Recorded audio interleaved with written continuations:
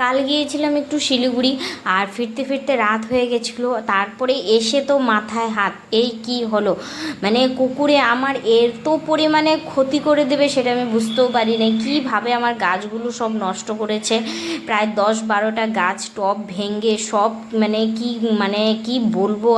আর এই জবা গাছটা কালকে সকালবেলা আমি সবার সাথে শেয়ার করেছিলাম যে জবা গাছটা এত সুন্দর এত মিষ্টি হয়েছে, আর এই যে এই জবা গাছটার এই অবস্থা, মানে সব সব অনেকগুলো গাছ আমার নষ্ট করেছে। আমার মতো মানে আর ভালো লাগছে না। কাল অনেক রাত হয়ে গেছিলো, তাই কিছু করতে পারিনি, সব এইভাবেই রেখে দিয়েছি গুটিয়ে।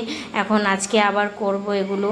আর কত রকম মানে কীভাবে গাছগুলোকে নষ্ট করেছে, মানে আমার তো এগুলো সব আমার কষ্টের গাছ, আমার খুবই কষ্ট হচ্ছে দেখে। এই যে এই জায়গাটাতে একটা লঙ্কা গাছ ছিল, সেটাকেও একদম ভেঙে চুরে একদম শেষ করে দিয়েছে কুকুরে, খুব বাজে করেছে।